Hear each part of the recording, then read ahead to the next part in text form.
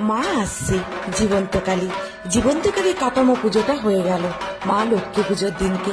মা আসছে, মা আসছে সারা আলোময় সেজে উঠবে নৈহাটিতে। কারা কারা আসছো মাকে মনের কথা জানানোর জন্য?